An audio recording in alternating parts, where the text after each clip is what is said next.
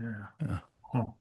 Yeah, that's it. Like thinking of it that way, my sort of gut level response to, digesting the meaning or the story of a tragedy is like again, my gut level response is like, yeah, I'm good. I like I understand that. Like my life, maybe not my personal life, although also my personal life, but like the life I've lived in the world in these times, there's tragedy everywhere. The homeless people on the street, war, war, the other war, the current wars, everything that's going on. Like we are inundated with tragedy and with failure and with a lack of meaning. Um, and I want to learn redemption. I want to know where renewal comes from. I Mm, want to find the thing that underlies all of it, the ground from which new can spring. Like that's what I want to spend my life doing. And maybe if I were in a society that was more successful or more, there was less tragedy in the world, maybe I would be like, oh, like I don't need the happily ever after. Like it's good to be reminded of the tragic and there's lessons there and I can digest that. And maybe there's a lot more going on and maybe that's just me personally. Maybe other people in the world get a lot out of tragedy. And so I don't mean to imply that it's global just because I described it globally.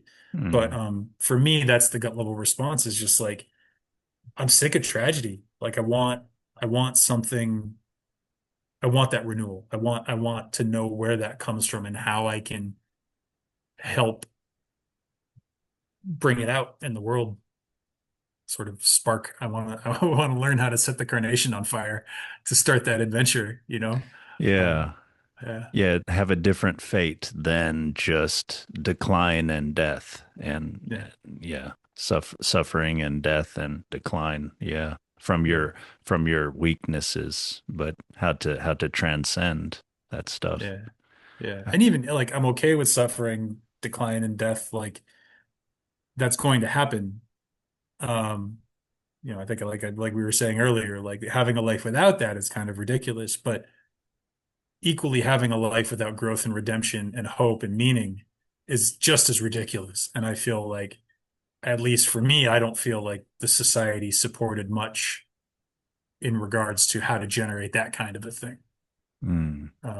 So that's my life path, I think, is to figure that the fuck out. Doesn't have to be for everybody, but that's for me. Yeah, I was thinking a couple of things when you said you weren't so attracted to tragedy. I was thinking of how Nietzsche was very much attracted to tragedy, and it sort of almost characterized his life.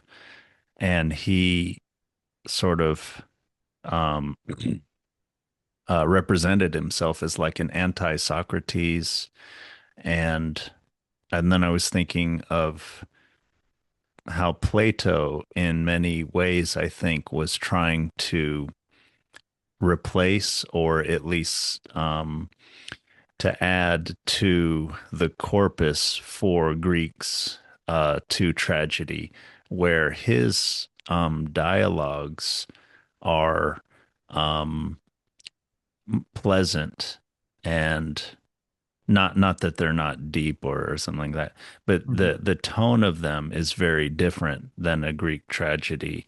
And his biggest work, The Republic, ends with yeah so at first they descend, but then it kind of goes into an ascent, of course, with the allegory of the cave, but with other things too, and eventually it ends with a kind of hopeful myth of how it's like a reincarnation kind of thing, and based on how people live morally, they go down or up, and as they're being reincarnated. And there's some interesting sort of speculations about how maybe um, Eastern ideas of reincarnation came into Greece at some point around then or a little bit before.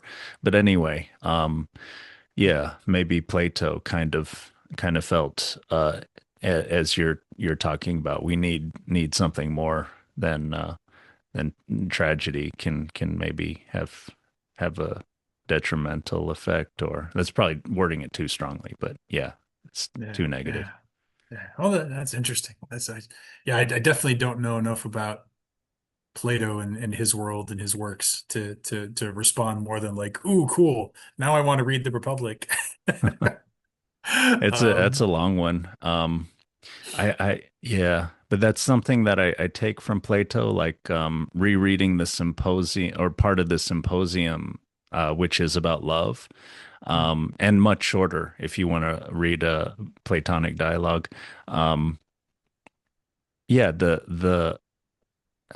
I I remembered before I reread part of it, I was remembering how deep and beautiful and complex it was, and so it's very gripping.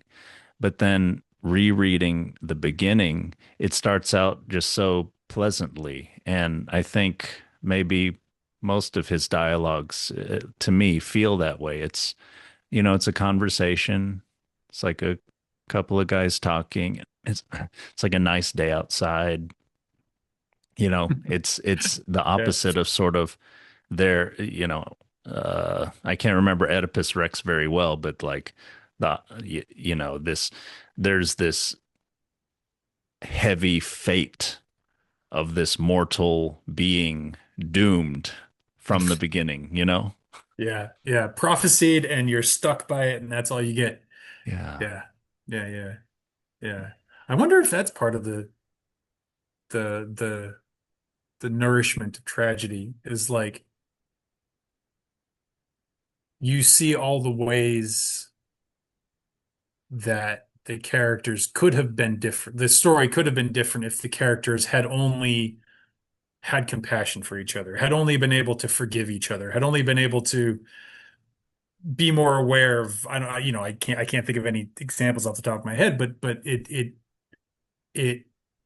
in telling the story of a character doomed to tragedy by their own destiny, their own stars, their own fate, their own fortune, whatever you want to call it, like reminds us, shows us, like gives us the visceral experience of, oh, but they could have changed it if only X, Y, or Z.